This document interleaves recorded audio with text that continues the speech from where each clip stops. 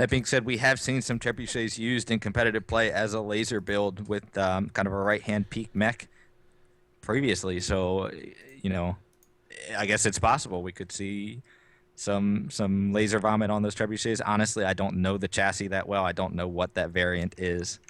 Let's bring up the pip. All right, we are in. Let's take a look at those builds right away for the trebuchets. Looks like LRM-15s and Narc. Oh, yeah. There it is. There it is. SRMs, of course, on the Jenner 2C. ER small lasers on the Arctic Cheetah. So we're going to have some LRMs, guys. Let's see if they're able to bring those to bear effectively. Kodiak 3s, dual Ultra AC-10s, the Marauder AC-27 medium laser. 4 Ultra AC-10s on the other one, and large pulse lasers. So we have kind of a mixed deck over here on the Wild Dolphin side. They have a mix between Brawl, DACA, and LRMs. Now, taking a look at these Shadowhawk 2Ks for the 331st, they have 2 ER PPCs and 3 SRM4s. I have never seen such a build on a Shadowhawk, but I tell you what, those PPCs look great on the side of the cockpit. I might have to try this myself. That is, yeah, those are definitely gigantic ER PPCs. They are gigantic. Goodness gracious. Well, that's an interesting build. I think that could effectively, I mean, those ER PPCs are going to give them the ability to have long-range poke if needed, not necessarily too much with only 20 damage per shot, but we have Theta now for 331st, and they are sending their Jenner up to get some scouting information. Looks like he's able to dodge some of these shots from the trebuchet. He's trying to narc him right now. I'm not sure if he was able to get the narc on target. Looks like it was not able to do so. So I saw those narcs going off. They could have gotten a pretty brutal hit on that Jenner if he landed the narc. But they did just get away by the skin of their teeth on that one, and were able to get away unscathed. So that is the one thing that they're going to have to definitely be careful of with those LRMs on the field. They know they're there now, but if those narcs get placed very well, that could still do some significant amounts of damage, especially since 331st they're running this match very slowly. Very pokey. Yeah, they kind of posted up at Delta 3, and it looks like they're just going to have their lights do a cap battle and force the engagement to them. They are getting some of those LRMs downfield. Looks like some of them are able to land. Just very scattered shots, though. Nothing too significant. Very spread out. So, but, I mean, every little bit's going to help, so let's see if they can bleed them down. Just seeing these LRMs come in, it looks so badass, but it's just not as effective. Shadowhawk 2K taking 9% from that, mostly in the right arm, though. So all of this damage being done is hitting almost every single component at this point, and it's not causing too much pain, but maybe it'll keep them suppressed. We'll see. So we've got a little bit of a poke war going on. Map control now firmly in the hands of Wild Dolphins. They're attempting to get the cap on Theta, just leaving the one Arctic Cheetah in there, but every time they get hit, it stops that cap. They do have a Jenner 2C coming in aggressively on that left side. Got hit pretty hard there. These 2Cs got to be careful. They don't have a lot of support from their team right now. I tell you what, if one of those narcs get on target, we're going to see a dead Jenner here. Yeah. They're playing very far up, but then we've actually got a brawl charge now from 331st. Arctic Cheetah's coming in on the left side, but 331st is taking it in. It's time to brawl. Yep. If they can get in there and get this focus target down, they have better weapons, in my opinion, than Wild Dolphins, but they cannot stagnate and allow those LRMs to just sit there and rain on them all day. Get in there and start dealing some damage. Around the corner here. They're catching one of the trebuchets still up top, but majority of Wild Dolphins have dropped down, and we have a little bit of a ring around the rosy. Jenner 2C getting up there, dropping his SRMs, and getting out unscathed.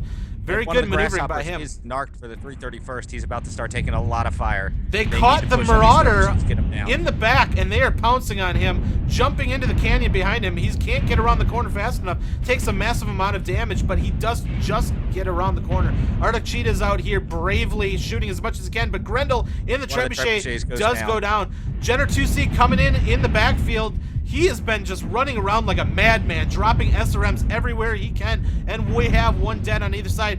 So far, the percentages are much lower for 331st here, but they need to get up there and start using their heavier weaponry effectively. Wild Dolphins is now scattering. Devastating right now on 331st.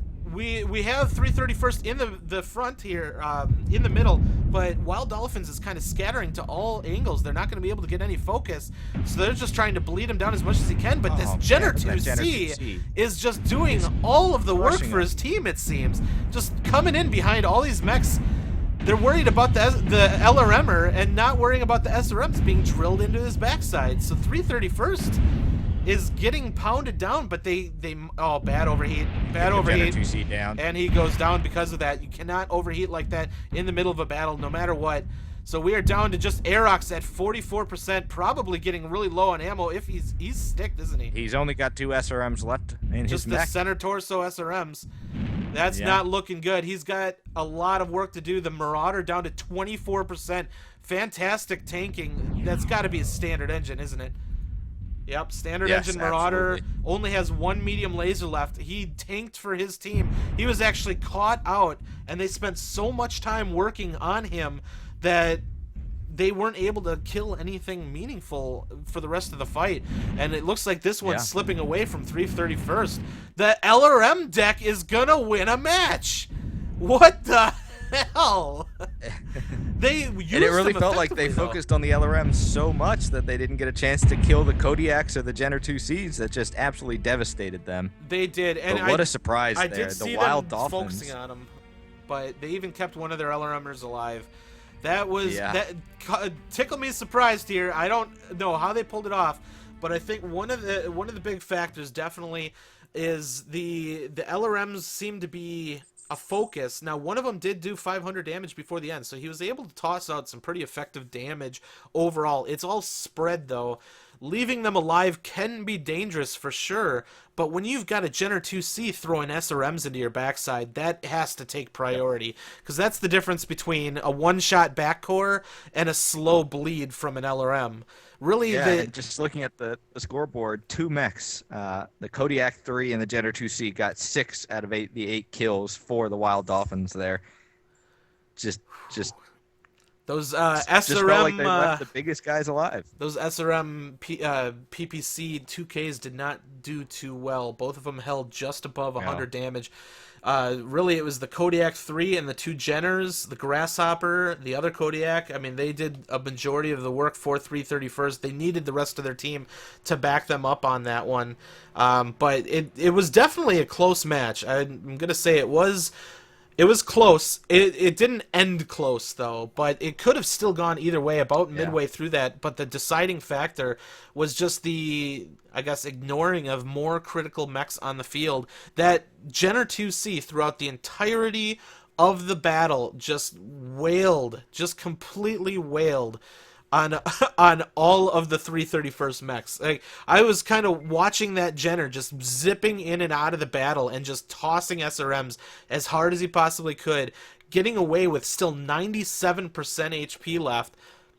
He did a lot of work. He didn't do top damage, but that is distracting as hell at the very least. Absolutely. And a lot of that damage was done to rear cores, which is all center torso rear core. That's devastating. You can do significant amounts of work only pulling 300 damage in the match. I do think the Jenner had a big part in that. At the very least, allowing his Kodiaks to have the confidence to sit there and do work. And the Trebuchets being a distraction, the panic all over the place. Else, I mean, oh my god, they were. I really feel like an LRM mech is kind of like a poison, where you're bleeding off HP as it's sitting there pelting you, but it's not significantly on any sort of focus necessarily. You're just kind of bleeding your armor away. So they are a problem if they're allowed to do that for a elongated period of time. But you got to look out for the daggers. The daggers are the danger. They're the ones that are going to come up and end you. You know, yes, it hurts to be poisoned that long by a trebuchet, but when the trebuchet is the last mech alive, then he can just handle him. I do feel like a focus on the more deadly mechs would have been warranted in that regard. Yeah, 331st was in the middle of that ramp at the end there, and we saw WildDolphins scatter, and that actually helped their LRMs do more damage too, because they're able to get range. 331st doesn't know who to chase down next. that scattering maneuver actually helped because they kept them in a deadly ball in the middle, but they couldn't go in any one direction and get significant results.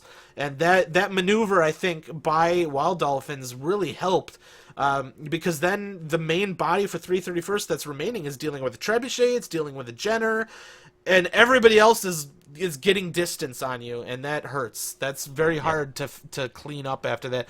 And of course, bad overheats. If you get an overheat, even if it means you got a kill, there's still other mechs in the field. You can't just trade 1-for-1 for that when you're behind. So gotta watch that heat, and try and cut down on the excitement a little bit. I'm going to take a quick look at the map here to figure out where we were going initially. It looked to me like Team 1, which was 331st, took up that D3 position, I believe. And then we... Yes, they did. They did take up the D3 position, and the WildDolphins moved up to Theta. They moved up to Theta through Bravo 4 then?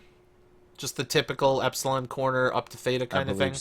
So they had their, their main body up here with their LRMs and stuff like that. So 331st started getting pelted by some of those LRM fire, just kind of lobbing them over the top.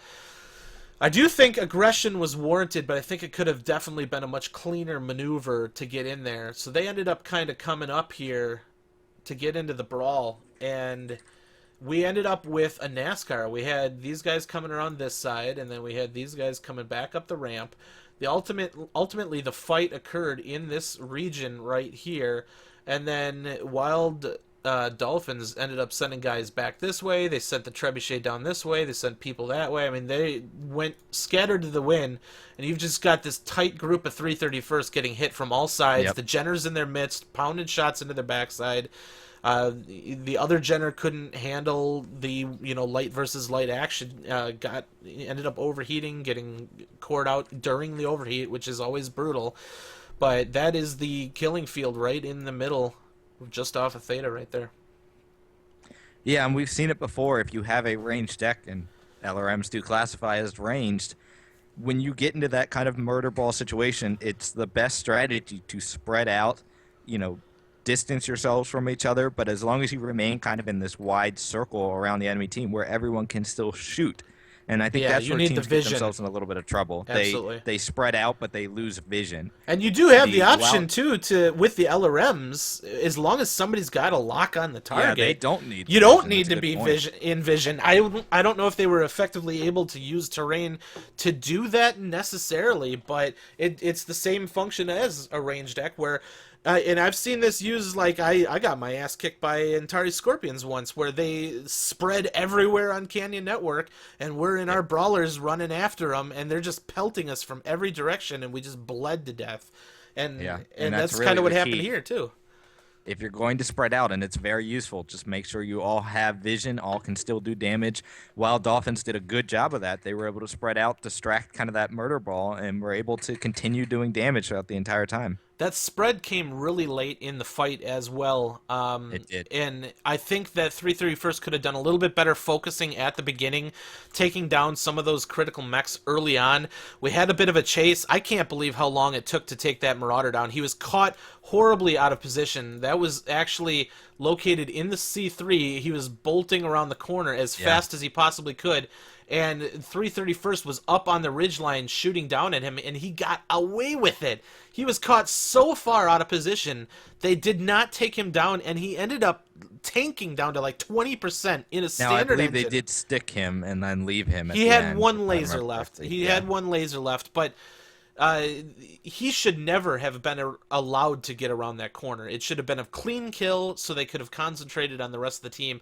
But getting around that corner, and I think he was at about 40% when he made it around, he needed to be taken out much, much quicker. So good job by the Marauder tanking, and I'm sure he, at the very least, was holding locks for his LRMs even while sticked. And that just assists with the LRM gameplay.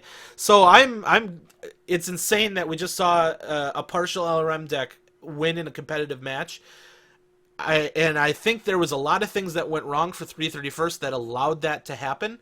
But well played by WildDolphins taking this one. Nice positioning there at the end. Good positioning at the end, good movement, and obviously good focus and taking advantage of any mistakes.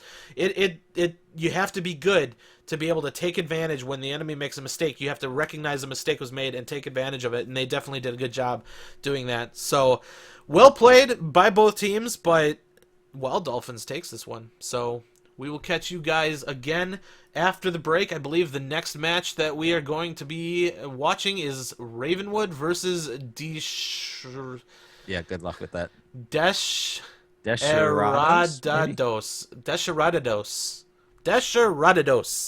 Sure. So that is going to be the next one. So we will catch you guys after the break.